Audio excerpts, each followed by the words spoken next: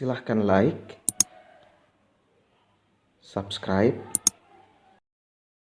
dan bunyikan lonceng. Bapak, Ibu, Saudara-saudari yang terkasih di dalam Kristus. Salam jumpa kembali dengan saya, Romo Adman Berkanis. Semoga Bapak, Ibu, Saudara-saudari dalam keadaan sehat walafiat. Saya akan menemani kalian sepanjang hari ini dengan renungan yang akan saya suguhkan pada kesempatan ini. Selamat menonton, selamat berefleksi.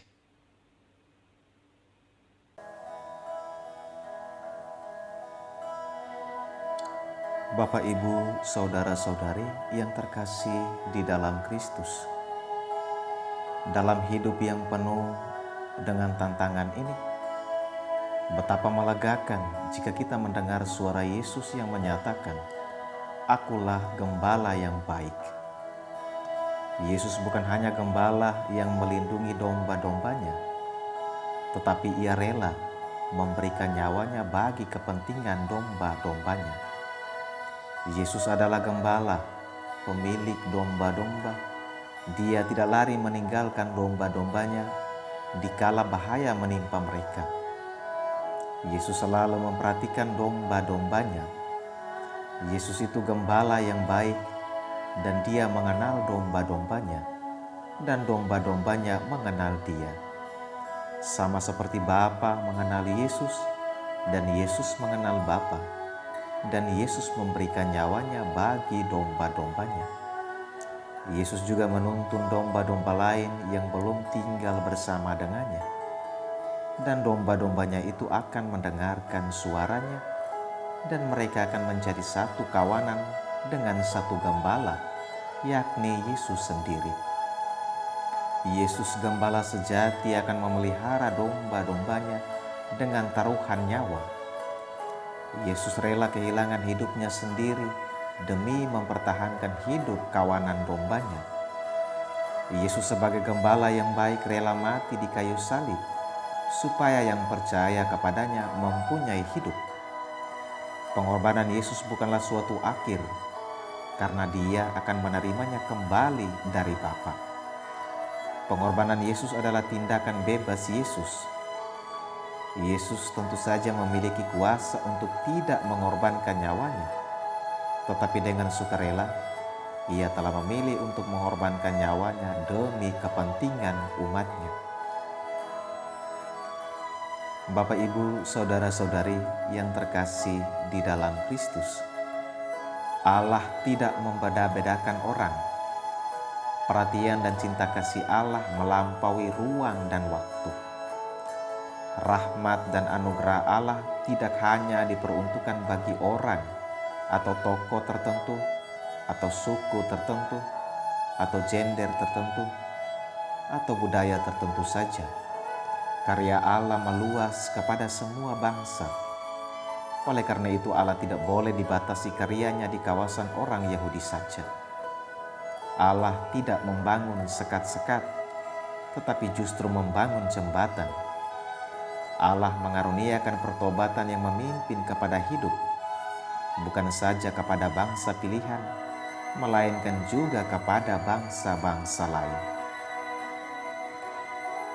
Bapak, Ibu, Saudara-saudari yang terkasih di dalam Kristus, kita dipanggil untuk memusatkan perhatian pada hati, yaitu pada bagian dalam, pada akar kehidupan yang paling kuat, pada inti kasih sayang.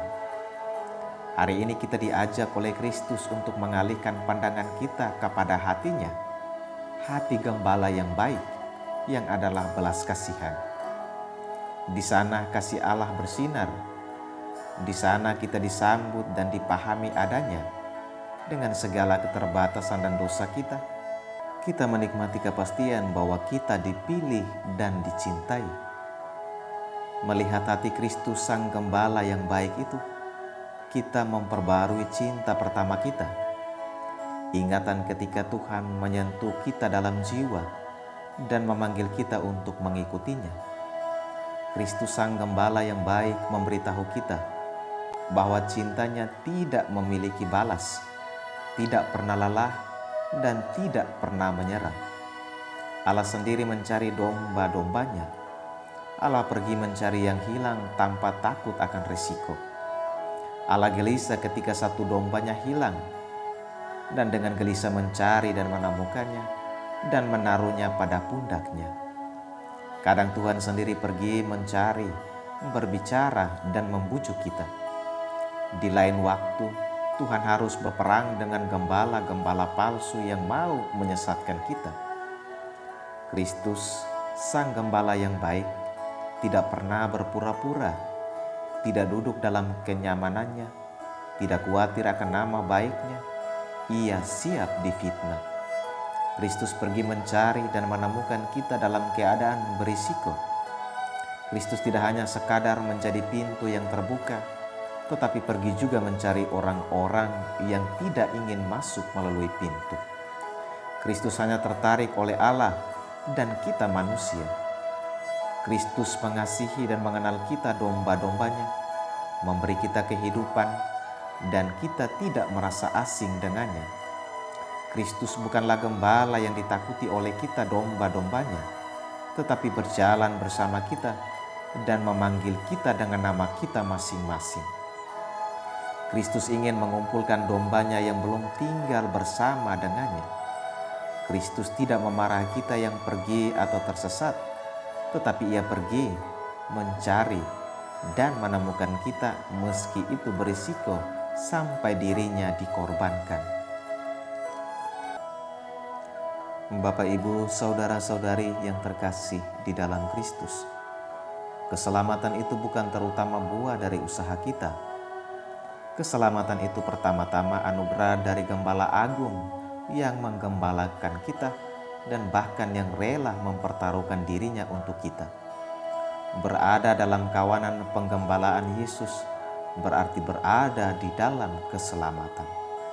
Yesus tak tanggung-tanggung, nyawanya dipertaruhkan demi keselamatan kita. Keselamatan itu anugerah Allah yang secara sempurna terwujud di dalam diri Yesus Kristus. Jika demikian, maka sikap beriman yang benar adalah kita mengucapkan syukur bahwa kita sudah diselamatkan oleh Tuhan. Ungkapan syukur itu dalam bentuk berbuat baik, hidup dalam kebenaran, hidup dalam takut akan Tuhan, membangun komunikasi yang mendalam dengan Tuhan, membangun sikap tobat terus-menerus, dan lain sebagainya.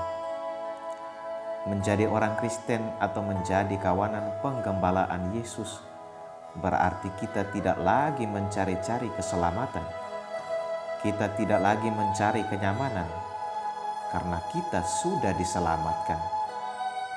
Dan sikap hidup kita seharusnya menunjukkan rasa syukur atas rahmat keselamatan itu. Amin. Selamat pagi dan selamat berkarya. Jaga kesehatan dan stay at home. Salve, Tuhan memberkatimu sekalian.